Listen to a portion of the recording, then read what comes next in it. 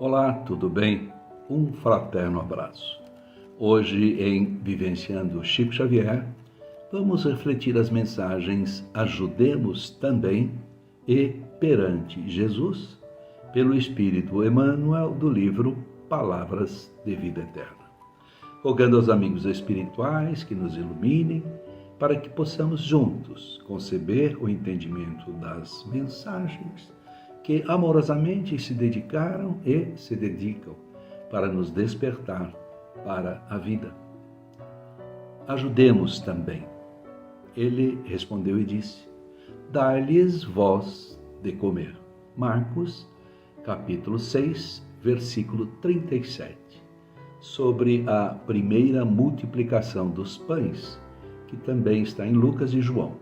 E eu peguei mais 3 versículos. Versículo 30.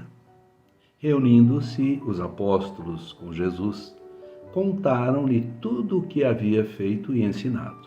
E ele lhes disse: vinde, retirai-vos a algum lugar deserto e descansai um pouco, porque eram muitos os que entravam e saíam e não tinham tempo de comer.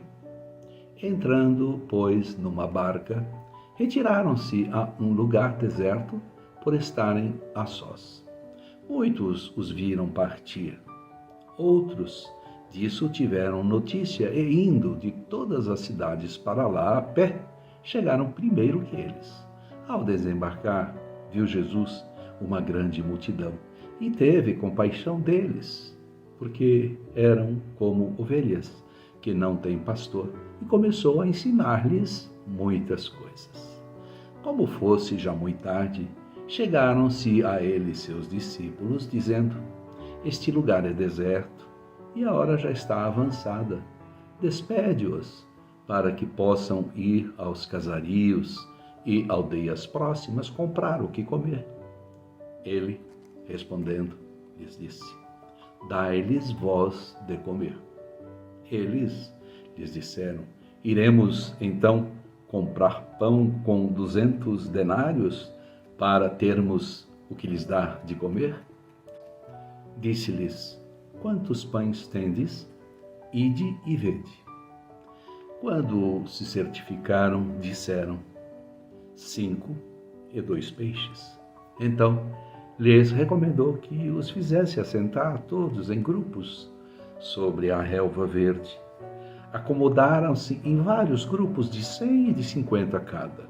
Jesus, pegando os 5 pães e os 2 peixes, com os olhos no céu, abençoou e partiu os pães e os deu a seus discípulos para que os distribuíssem, e repartiu os 2 peixes com todos. Todos comeram e ficaram fartos. Recolheram 12 cestos cheios de pedaços que sobejaram dos pães e dos peixes.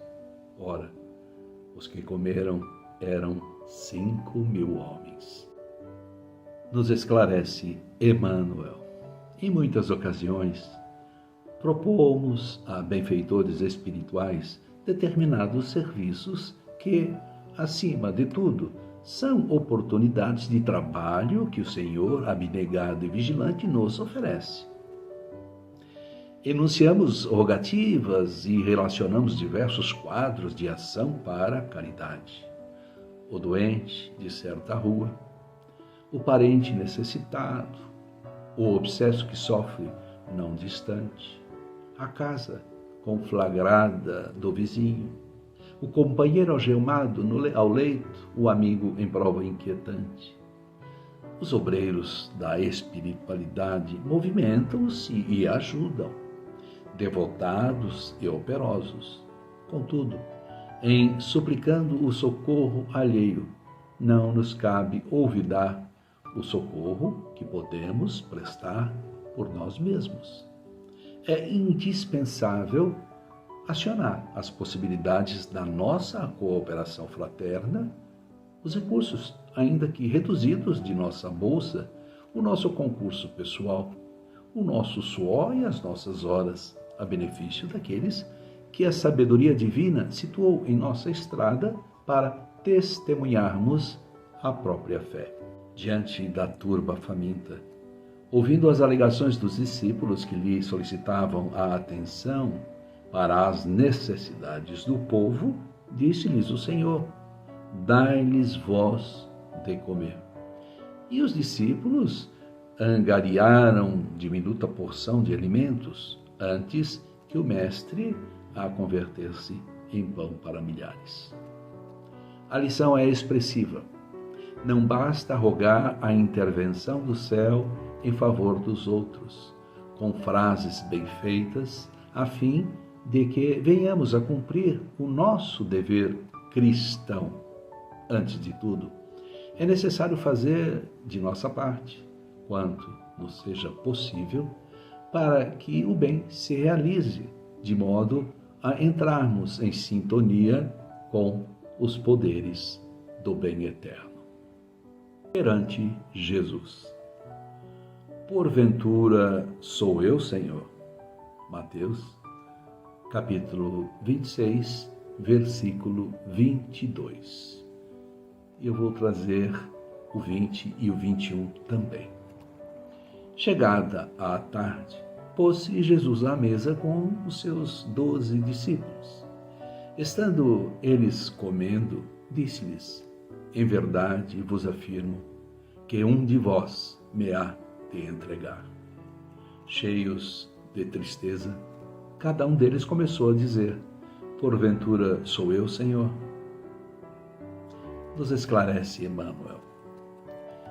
Diante da palavra do Mestre, reportando-se ao espírito de leviandade e defecção que o cercava, os discípulos perguntaram afoitos: porventura sou eu, Senhor?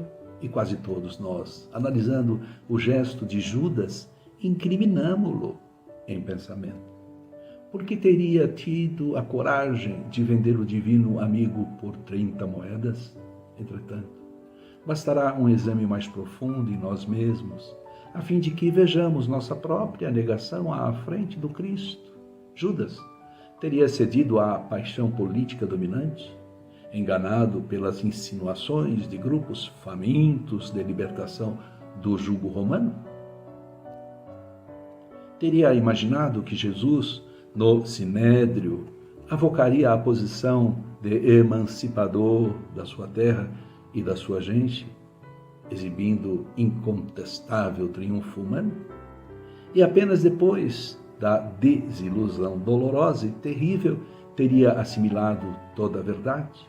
Mas nós, em quantas existências e situações tê-lo-emos vendido no altar do próprio coração, ao preço mesquinho de nosso desvairamento individual?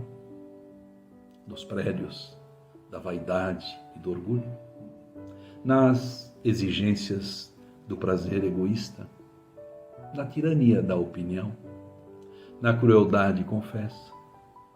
Na caça da fortuna material? Na rebeldia destruidora? No ouvido de nossos deveres? No aviltamento de nosso próprio trabalho? Na edificação íntima do reino de Deus? Meditemos nossos erros conscientes ou não, definindo nossas responsabilidades e débitos para com a vida, para com a natureza e para com os semelhantes, e em todos os assuntos que se refiram à deserção perante o Cristo, teremos bastante força para desculpar as faltas do próximo, perguntando com sinceridade no âmago do coração: porventura existirá alguém mais ingrato para contigo do que eu, Senhor? Obrigado, Emmanuel. Roguemos a Deus, nosso Pai amoroso, misericordioso e justo para com todos os nossos filhos. A Jesus, nosso irmão, mestre querido e médico de todas as almas.